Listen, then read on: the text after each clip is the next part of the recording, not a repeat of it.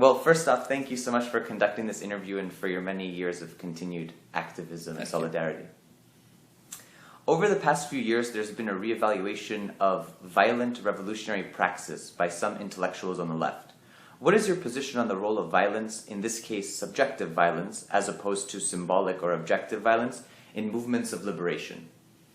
Well, first of all, I'm not familiar with the revival, and I don't know exactly what's being advocated, but is what being advocated that we pick up our guns and overthrow the government? Or? Well, basically, some theorists have said that we should really look at the ethical implications of violence through the lens of, for example, the terror in France, and that it was justified what was done during that time period. Maybe it was done, maybe it was not done, but it was done by a government after the government was established, and it carried out a terror campaign, basically, against adversaries. Is that the situation we're in? Some would say we are in, dangerous times with, Well, maybe in dangerous times, but are you and I part of a revolutionary government that controls the armed forces and is confronted with oppositionists who we're trying to eliminate? We're not in that position, of course, at this point. Okay, so then that analogy is irrelevant. Mm-hmm. Okay, so what is relevant? The question would be, is violent praxis justified for us to overthrow a government? So again, should we take our guns, go out in the street and start destroying Chase Manhattan Bank? And well, if you want to get killed in 5 minutes, that's a good suggestion. Mm-hmm. Other than that, it has absolutely nothing to do with the world. So there's not even any point discussing. I mean, I think it's a crazy idea myself. Right. But that, quite apart from that, it's like asking, should we climb on an asteroid and attack the Earth? Oh, okay, maybe. I don't think it's a good idea, but why talk about it? So you think this sort of like 20th century revolutionary movements...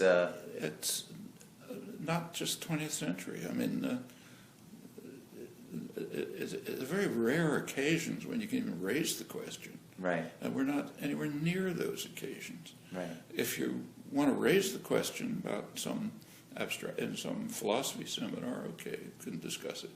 So we can discuss, are there circumstances in which it might be justified to take up arms to overthrow a repressive government? Yeah, sure. For example, I was in favor of the conspirators who tried to kill Hitler.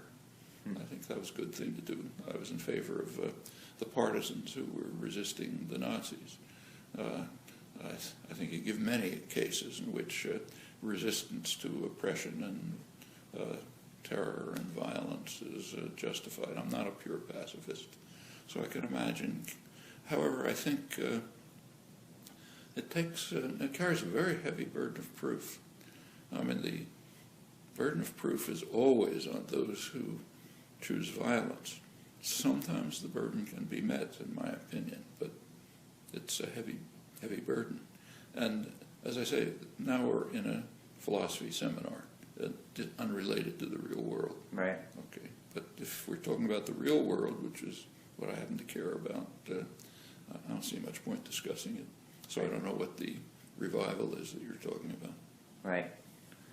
There's, in conjunction, there's just been a renewed interest, for example, in the Jacobin legacy. There's been a lot of new writings on reevaluating the terror, in defense of the terror, justifying the terror, justifying Robespierre and his vision of a new France, a revolutionary France, a sort of a secular France that was cut from what had happened previously in history. And so this is something, of course, that is promulgated by some in the left who have still connections with maybe 20th century communist experiments, this sort of Leninist vanguardism that came about. And what do you think is the legacy that we still face in the left of, for example, Jacobinism, Leninism, these sort of things? Well, they're quite different, first of all. In the case of Jacobinism, we could discuss it, but that's now we're back in a philosophy seminar, an interesting one at this time, unlike the other one, which was not interesting. So there's an interesting question as to what should have been what were the proper actions to have been taken in revolutionary France. I don't happen to agree with Robespierre's methods at all, but we could discuss it. Interesting historical discussion. Well, let's move to Leninism. Totally unrelated, no relation whatsoever. Leninism was, in my view, counter-revolutionary. It wasn't instituting communism. There was a popular revolution. In fact, there had been for years. And through 1917, it grew very substantially from February on. Lenin basically tried to take control of it. If you take a look at his writings in 1917, they went way to the left. April Theses, State and Revolution, the most radical things he ever wrote, almost anarchist. And my view is it was basically opportunism. I don't think he believed a word of it. It seems to me he was trying to associate himself, become the leader of the revolutionary popular forces. And when he became the leader, he didn't waste much time, and Trotsky helped him in instituting a pretty repressive regime wasn't Stalin, but a lot of the basic elements of Stalinism. They moved pretty quickly to dismantle most of the organs of popular power, not overnight, but over not very long time. They were able to basically dismantle the Soviets, the factory councils, to convert the labor, of course, the peasant revolutionary forces. They were very much opposed to this, incidentally, as distinct from Marx. Marx saw revolutionary potential in the Russian peasantry. The urban communists like Lenin were strongly opposed to that. In fact, a lot of Marx's later work was even suppressed because they didn't like what he was saying. But so it wasn't Marx, but they had contempt for the backward peasants. Their conception was Russia's a backward peasant society. It has to be driven to industrialization, and then out of that, the iron laws of history will lead to socialism and so on, but sometime in the future. And in fact, they regarded Russia as a backwater. They were essentially waiting for a revolution in Germany, the most advanced capitalist country. That's where there should be a revolution. When the revolution was crushed in Germany in 1919, by that time, Russia had been pretty much turned into the kind of labor army that Lenin and Trotsky were advocating, not totally, but mostly. Kronstadt kind of finished it off. But when the German Revolution was crushed, they realized that's not going to work. So we have to do something else to drive Russia towards industrialization.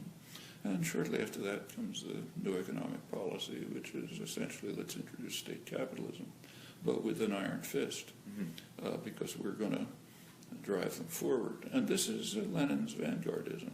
It was sharply criticized back in the early years of the 20th century by Marxists. In fact, some of his later associates, although some of the critics, like Rosa Luxemburg, pointed out that Lenin's program, which they regarded as pretty right-wing, and I do too, the image was that there'll be a proletarian revolution, the party will take over from the proletariat, the Central Committee will take over from the party, and the maximal leader will take over from the Central Committee. Yeah, pretty much what happened.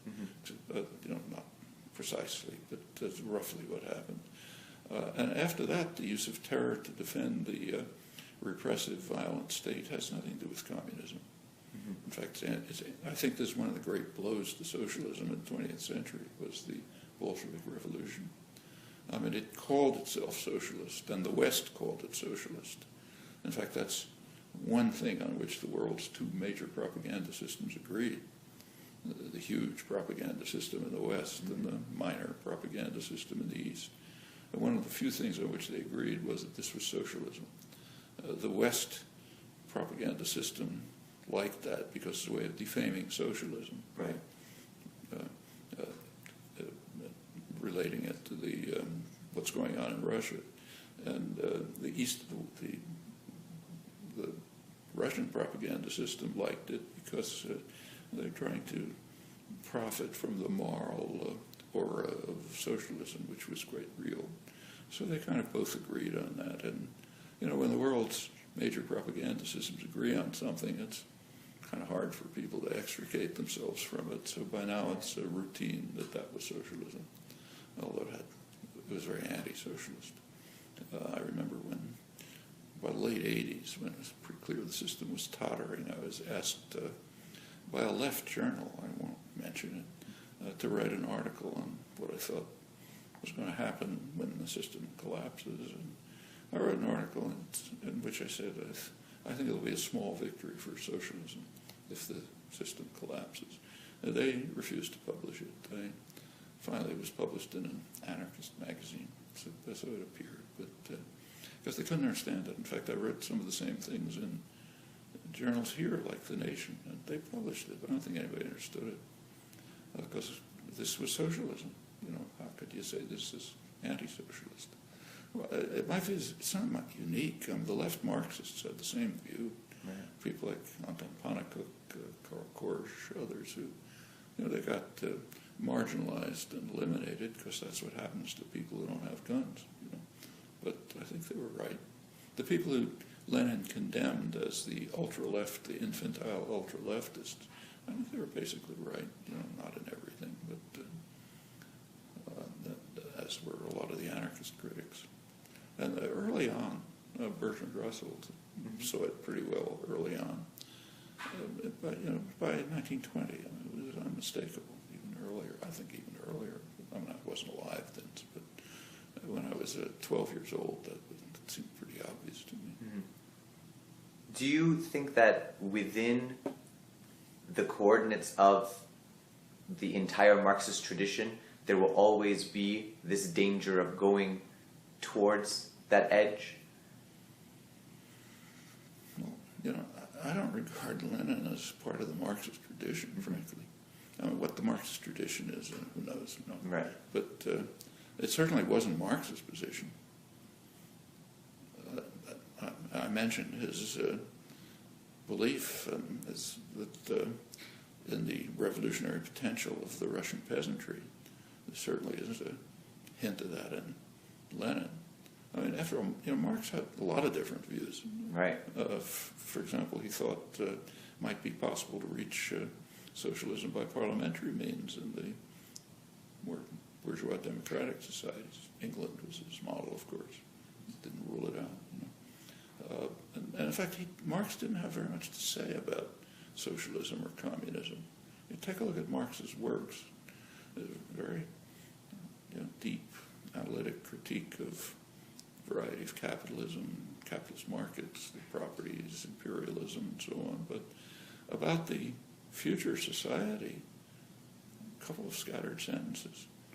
And I think, just my guess is, for good reasons. His picture was that, as I understand it, that when working people liberate themselves and can make their own decisions, they'll determine what kind of a society it'll be. He's not going to dictate it to them. I think that's a pretty wise stand, frankly. Do you think that the newer forms of, say, authoritarian capitalism, where authoritarian communism existed once, so for example in China, or maybe in Singapore, where it was a massive move against the left, and it instituted this sort of state capitalism, but very regimented. Do you think that that's the new danger that we face? It's a danger, and there are many dangers. Of course. I think it's a pretty rotten system, frankly. It does keep the streets clean, and, people get a good technical education and so on, very repressive.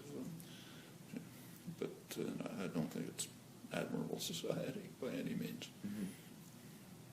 There was a recent article in January 2013 by Alan Johnson in writing for The Telegraph, and he accused some of the leftists, specifically Zizek, of being left fascists, of promulgating this view of totalitarianism and violence as justified within the left tradition and something that we should reclaim in the 21st century.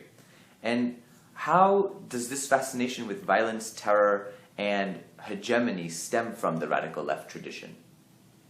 Do you think that it's a part of it, or do you think that it's sort of this offshoot? Well, the radical left, there's a lot of radical left traditions, but the ones that made any sense, in my view, were not committed to violence, except in self-defense. So if you manage to carry forward significant changes and progressive changes, maybe institutional changes, and you start to function, and there's an attack on them by former centers of power, by outside powers, and so on, then you defend yourself.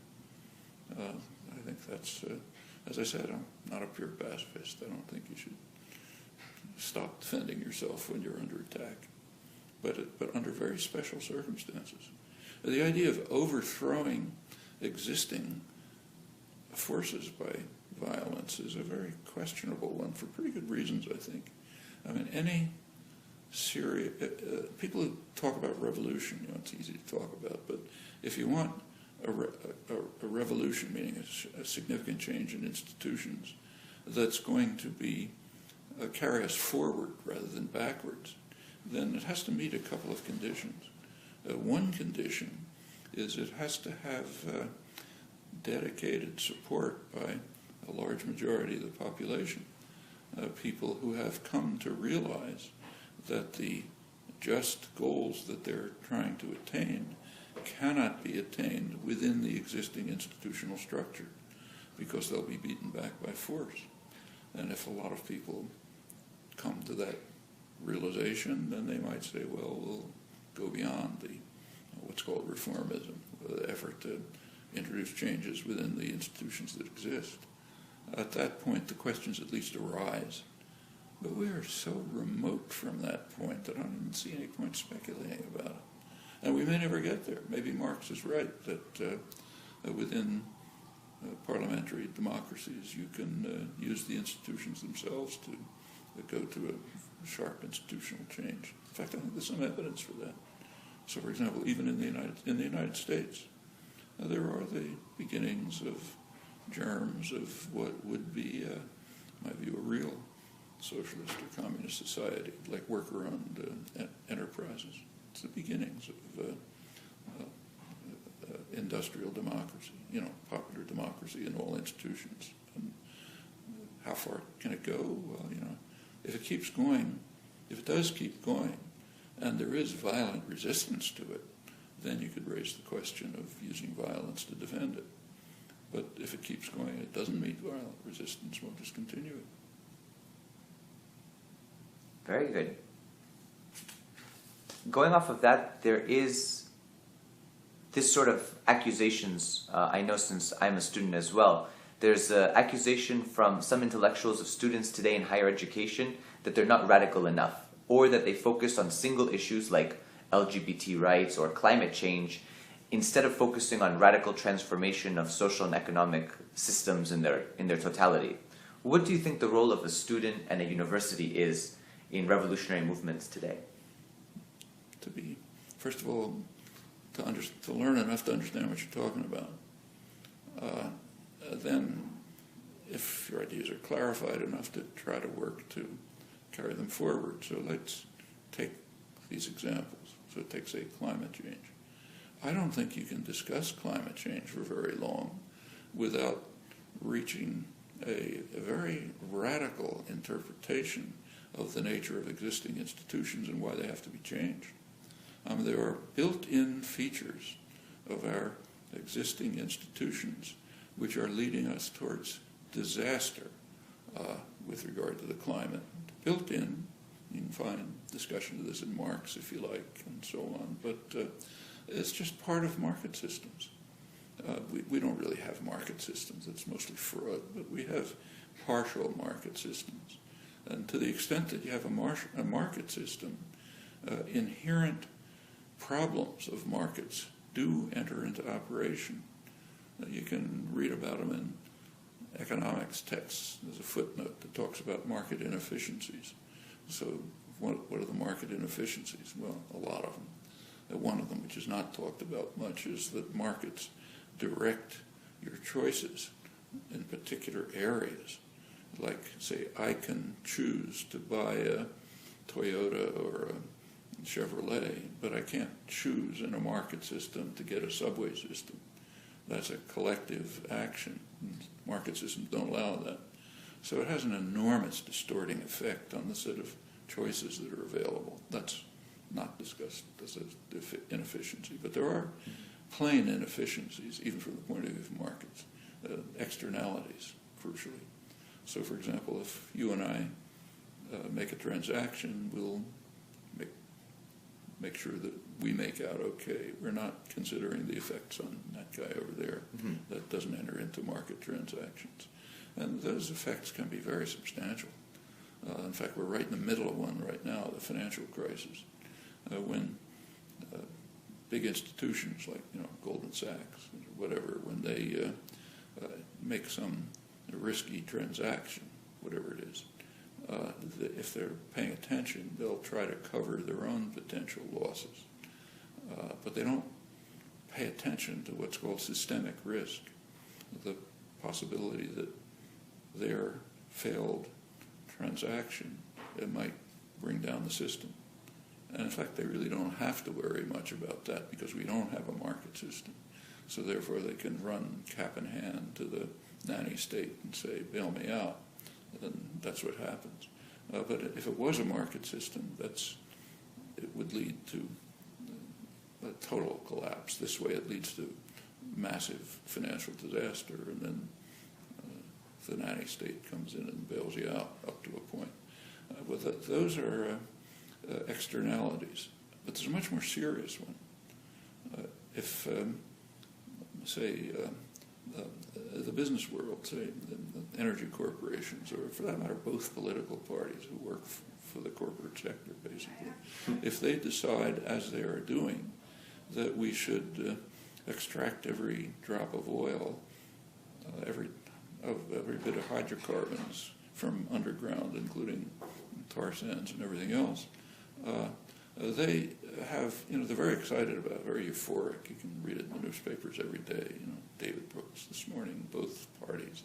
This will be wonderful. It'll save us from subservience to Middle East oil dictators and Venezuela, for which there isn't one particle of evidence, but put that aside. And we'll be self-sufficient for energy independent for a century. But meanwhile, there's a slight externality. We'll destroy the world. Okay? But you don't pay attention to that in a quasi-market system. That's not part of the transaction. The transaction is let's make as much money as we can tomorrow, and for governments, let's have as much power as we can. But not, our grandchildren won't have a world to live in. That's an externality. It's not part of the system. And here you can't run to anybody, cap in hand, to bail you out. So this is almost inherent in the institutions we have. And you can see it happening. So if you look at, it's kind of striking when you look at the world today. If there's ever a future historian, they're going to be amazed at what they see in the early 21st century. I mean, there are a variety of reactions to very likely environmental disaster. It is very likely, in fact, not very far away, perhaps. Mm-hmm. And there are a variety of reactions. There are some that are trying to do something about it. So in the lead, trying to do something about it, are the pre-industrial societies, the indigenous societies, the tribal societies, First Nations in Canada, or indigenous people in Ecuador, or Bolivia, and so on, Australia, all over. They're in the lead. They want to do something about it, and they are. So, for example, in, say, Ecuador, which is an oil producer, the government is trying to get some support for leaving their oil in the ground, which is where it ought to be. So that's the indigenous societies. Then you go up to the richest, the most powerful societies in history, incomparable advantages, peak of Western civilization. They're trying to race to disaster as fast as possible. So those silly Indians want to leave their oil in the ground. We want to get it out as fast as possible so we can wreck the environment for our grandchildren. That's the world we live in. Now, you can't go very far talking about climate change without running into fundamental features of our basic institutions. So I don't think this dichotomy means much. And that's true on every other issue you look at, too. Right. You very quickly run into institutional factors that are deeply rooted in the nature of the society. So you go quite quickly to what's called a radical critique. This doesn't have anything to do with violence, and it's a side issue. Right. So do you think that for students today and in our universities, it's actually in a society like that we live in today, say in the United States, it's important to focus on these single issues because they in themselves contain a critique of the system? It's important to begin with the issues that interest and concern you. Mm-hmm. That's just for almost anything. Right. But if you just look at those issues, you're quickly going to get into deeper ones. And I think you have to think about the whole range. I mean, nobody can be an activist working on everything. Right. That's impossible. So if you really want to do something, you're going to focus. You have to, whatever it may turn out to be. But as soon as you do focus, if you think about it, you're going to find that you're facing fundamental questions about the nature of the social and economic institutions in which we live and the political ones. And then you're going to link up with other people who are work on their issue, and they'll run into the same problems. So I just don't see a contradiction. That's where activism leads. Very good. And so many people are asking in the wake of the Occupy movement, how are we to rebuild the left in America today, if it's even possible to have some sort of change? And I'd like to ask what your vision is for a renewed left in America today. I think, first of all, there's a lot of activism and a lot of concern on all kinds of issues, and probably more than in the 60s. But it's pretty scattered.